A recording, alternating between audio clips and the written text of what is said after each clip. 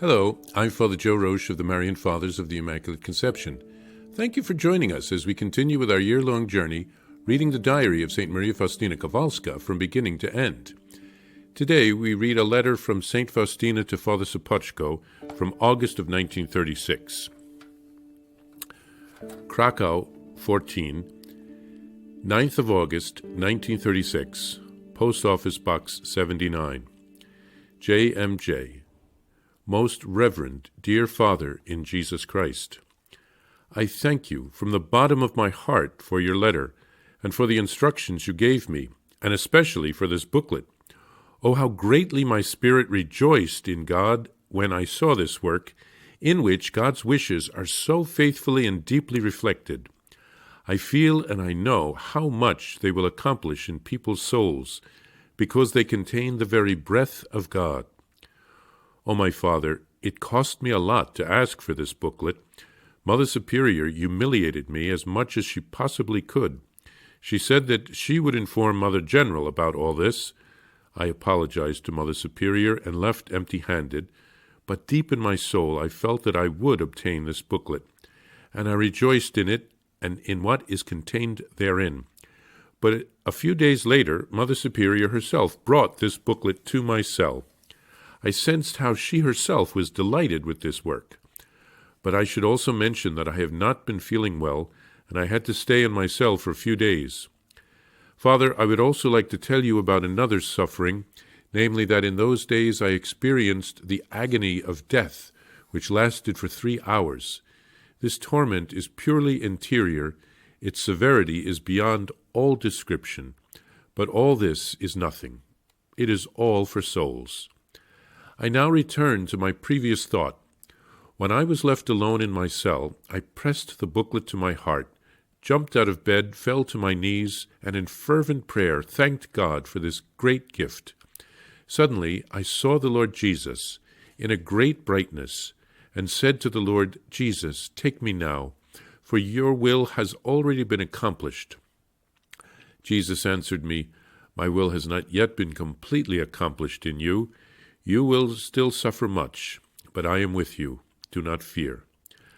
I then saw you, Father, and Father Andras kneeling at the feet of the Lord Jesus. You were both holding pens in your hands, and flashes of light and fire like lightning were coming from the tips of the pens and striking a great crowd of people who were running, I know not where, with their faces turned to the ground. As soon as they were touched by the fire, they turned their faces upward and held out their hands to Jesus. After that, I did not see anything more. I do not understand what this crowd was doing there, nor what all of this is supposed to mean. Dear Father, you wrote to me that, according to God's will, I have a director in Krakow. Yes, Father Andras helps me a lot, and I thank God that he did not leave me alone. But Father Andras himself advised me to turn to you, Father, regarding those important matters. In the course of one conversation I had with him, Father Andras expressed the following opinion about you, Father. You have really been blessed with a wise and holy spiritual director, a truly providential man. Be thankful to God for this. This made me very happy. And now, with reference to my confiding entirely in Father Andras, I faithfully do this, and I am obedient to him in everything. I do not have any difficulties in this respect, because Father Andras's conduct towards my soul does not differ in any way from your conduct towards me, Father. Father Andras is very much in favor of this whole matter. And now, with regard to all these things, I will proceed more slowly, so as not to spoil anything. I arm myself with patience, despite these interior calls, and I shall wait for God's providence to make the first step. Father, you say that such a congregation would have to be established without me. Indeed, if such is the will of God, let it be done. Yet, before you begin acting, I would like to discuss certain things with you first, because in a letter I cannot write down everything fully. Let me just mention that I came to know 3 phases of life during which the divine mercy will pour itself out into the soul. I have not spoken about this to absolutely anyone so far, but for the last 4 months I have been talking to God about it, and on the Feast of the Assumption of the Blessed Mother I intend to talk to Father Andras about this, and shall then write to you, Father, about everything. Father Andras will tell me. It is difficult for me to describe everything in detail. I see that much has already been done for the glory of God, but there still lies a lot of work ahead of us. Holy souls who devoted themselves to the similar works have always been persecuted. It suffices to recall St. Francis de Sales, who, fearful lest scandal be caused to the little ones, was obliged to write a treatise to defend himself against slanders, and how about St. John of the Cross, St. Teresa, and many similar saints who had to fight great battles. I am very sorry that I enumerate them, Father, for you are well acquainted with them anyhow. I would like to say one more thing. God's presence pervades my soul as before. I feel that I am a child towards God. I take delight in him like a small child in its father.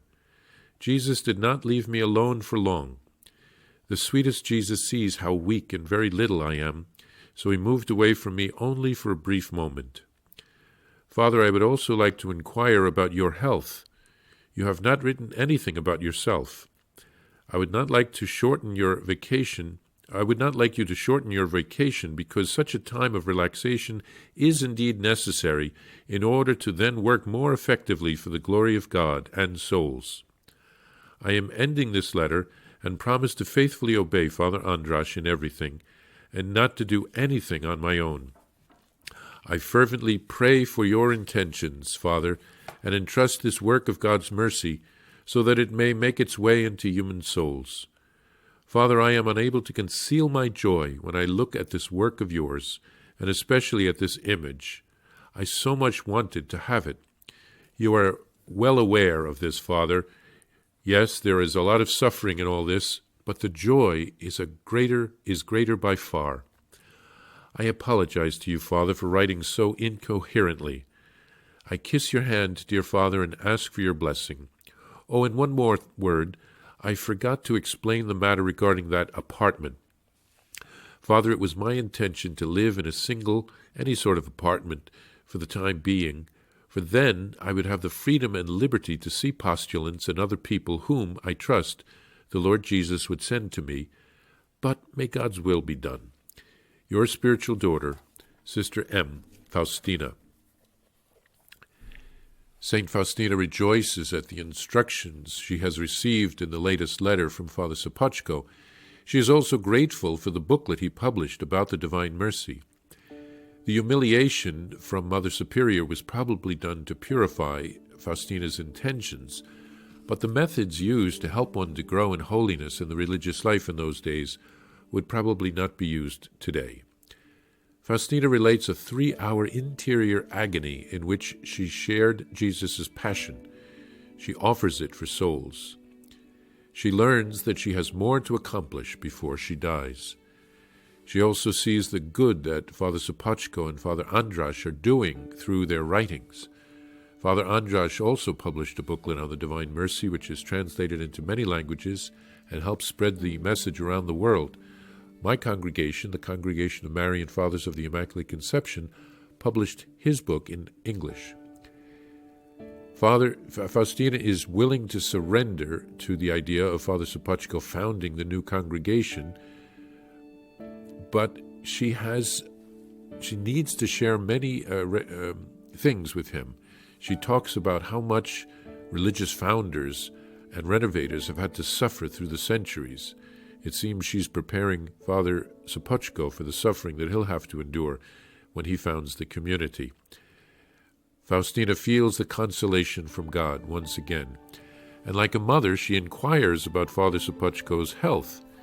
She tells him that she had envisioned the apartment as a place to interview and meet new candidates, but she surrenders everything to God's will.